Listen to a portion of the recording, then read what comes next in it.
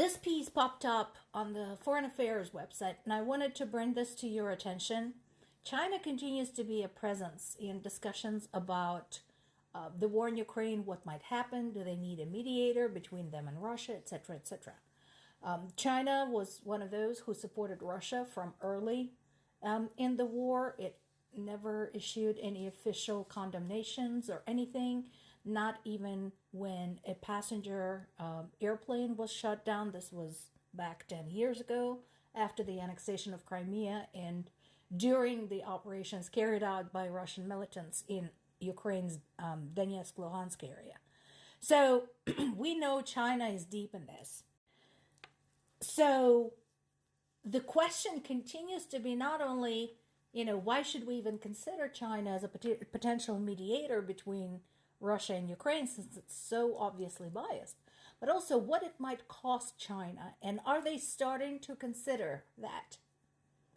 And that question doesn't just come from outside, from global economists, politicians, historians, etc. One of the people who spoke up about it was one of China's international relations scholars, Yang Zheton. And he talked about this at the very beginning of war, back in May 2022, saying that the negative impact of the war on China will be huge. This is not just anyone, mind you. This dude is a scholar. He studied international relations, international history, international conflicts, economy, every aspect of international politics as his livelihood. And I tend to believe him. China is engaged in trade relationships all over the world. We know this. Now, the U.S. is starting to turn when it comes to all things China.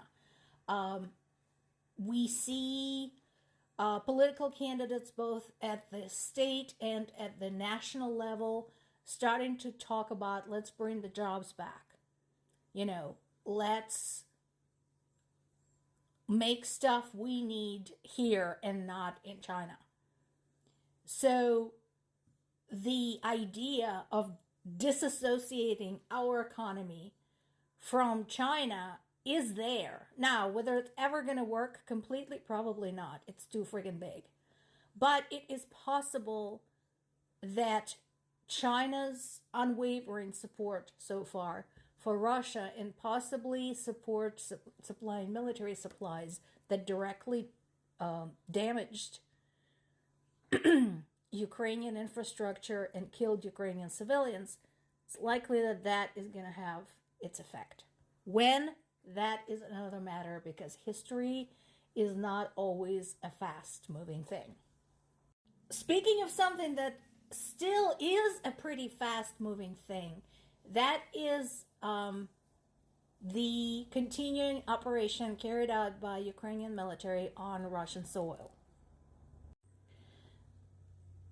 So far, what we have is the confirmation by Ukrainian government that this is still happening. And we also have the confirmation that what is being sent in the Kursk direction are the really well-trained troops, those who actually went through the strategical and tactical training abroad. One of the concerns that was brought up when it came to some failures when using foreign weapons was because Ukrainian military did not adjust its approach in accordance with its equipment. So these people have been trained in that. And these people carry with them whatever we could squeeze out of the foreign aid. Basically, if you look at any source, Russian or Ukrainian, you can see news updates hourly or more so about continued progress of Ukrainian troops deeper into Russian territory. Now, I do hope, I'd like to think, that they know well enough to have an exit strategy and have a backup. So there's that. In addition to the troop movement, we also have continuing drone support. And I agree with President Biden's statement that it is a dilemma for Putin. So recently, my husband and I had this discussion. He's a psychology major, and we talked about the difference between a problem and a dilemma. A problem is usually something that you are facing, but something that you can come to control fairly quickly of your own volition and find a solution and have a choice in finding a solution. A dilemma is something altogether different.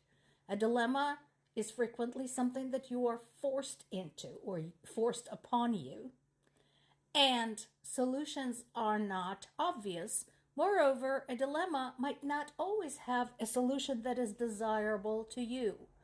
So, in that sense, yes, the Kursk operation is definitely a dilemma for Putin.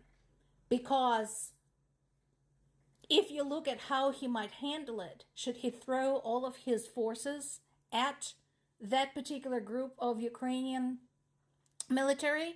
But that means pulling away from the land that they have already taken. Should he stay as they are? But then they will penetrate deeper and deeper into Russian territory and will be in position to kick his troops in the ass from behind. That is a dilemma. Also, there is a big difference in the progress reports when we're talking about distances. Now, 1 to 2 kilometers may not seem like much. A mile is 1.6 kilometers. All right? So, they're moving at the speed about, 1 mile in various areas. But consider the reports about Russia's progress or lack thereof, again, in the regions where they're trying to move, where we're talking 50 meters or 100 meters. Big difference. Russia again keeps saying that they're beefing up security, but where is it? Because so far, what we have on our hands is not beefed up security and not elite Russian forces, but a whole bunch of POWs. That, by the way, is presenting a logistical problem, and I'm not at all being facetious here. There are reports from Ukrainian facilities where they keep POWs saying, we are having to reorganize because we are not prepared for that many of them coming in this kind of volume. So people are just surrendering. And I'm not saying that's a bad idea, because I think maybe it's starting to sink in that they might be a lot safer in a Ukrainian POW camp than anywhere in Russia. So here's the latest area update. The outline has changed. This is again from the Institute for Study of War.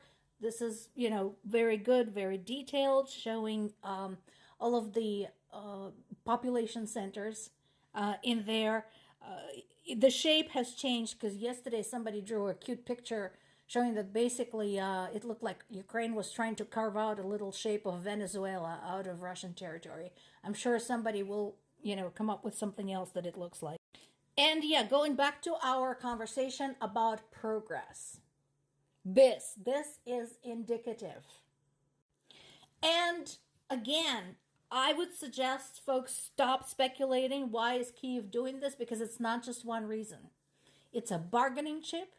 It is a military strategy, again, compromising the security of the rear line of the Russian troops. And it is a huge piece of psychological warfare.